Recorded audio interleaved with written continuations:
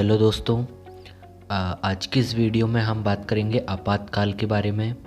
आपातकाल लगाने के क्या मानक हैं और जब आपातकाल लगता है तो इसका आम नागरिकों पर क्या असर पड़ता है, वही सब हम इस वीडियो में डिस्कस करने वाले हैं। तो वीडियो के अंत तक आप लोग ज़रूर बने रहें और जो लोग चैनल पर नए हैं वो चैनल को सब्सक्राइब ज़रूर करें। चलिए वीडियो को हम स्टार्ट करते हैं।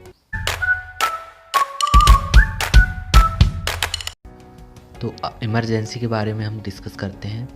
आपातकाल का सीधा मतलब होता है आम नागरिकों के सारे मौलिक अधिकारों का ह्रास। इस दौरान आम नागरिकों की हालत ऐसी हो जाती है जैसे उन पर कोई निरंकुश शासक राज कर रहा हो। हमारे जितने भी मौलिक अधिकार हैं वो सब इसमें समाप्त हो जाते हैं। हम कहीं बाहर नहीं जा सकते, किसी से हम मिल नहीं सकते। पूरा अधिकार जो है वो सरकार के पास चला जाता है। भारतीय संविधान में वर्णित 3 आपातकाल। राष्ट्रीय आपातकाल, इसका जो आर्टिकल है वो 352 है। क्या है इसके अंतर्गत? राष्ट्रीय आपातकाल की घोषणा काफ़ी विकट स्थिति में होती है। इसकी घोषणा युद्ध, बाह्य आक्रमण और राष्ट्रीय सुरक्षा के आधार पर की जाती है। जब भी युद्ध की स्थिति होती है या बाह्य आक्रमण की स्थिति होती है तो उस समय राष्ट्रीय आपातकाल लगाया जाता है।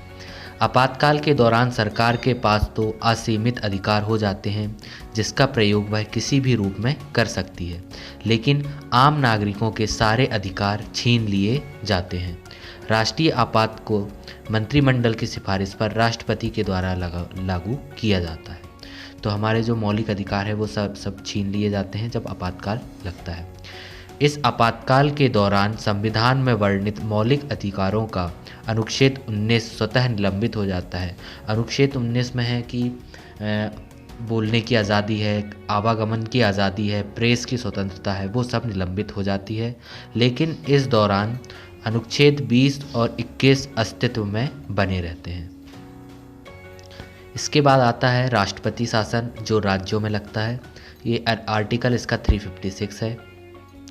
इस अनुच्छेद के अधीन राज्य में राजनीतिक संकट के मद्देनज़र राष्ट्रपति महोदय संबंधित राज्य में आपात की स्थिति की घोषणा कर सकते हैं।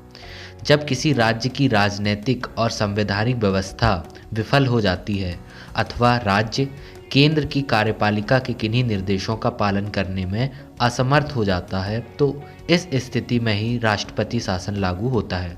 अगर गवर्नमेंट, जो स्टेट गवर्नमेंट है वो गवर्नमेंट चलाने में असमर्थ है या फिर वो केंद्र के आदेशों का पालन नहीं करती है तो फिर राष्ट्रपति शासन लगाया जाता है।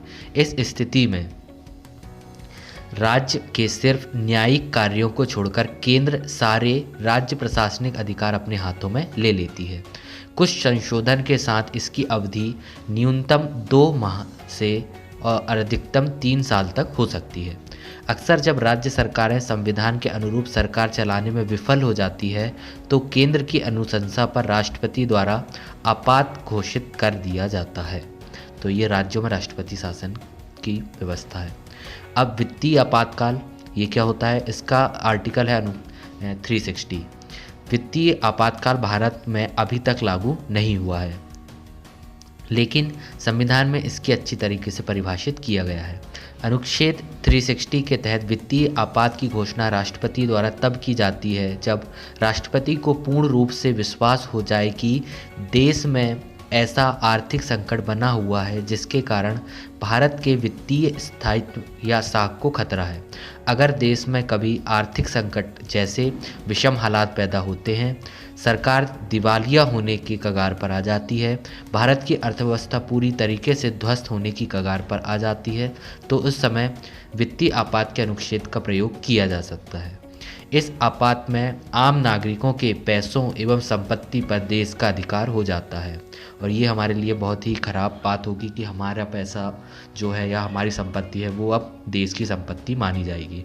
राष्ट्रपति किसी कर्मचारी के वेतन को भी कम कर सकते हैं। गौर मतलब है कि हमारे संविधान में 3 तरीके के आपातकाल की व्यवस्था की गई है और इनके मानक अलग अलग हैं, इसके हिसाब से उनका प्रयोग किया जाता है। तो आई होप आपको वीडियो पसंद आई होगी, तो वीडियो को लाइक करें, चैनल को सब्सक्राइब जरूर करें। Thank you very much.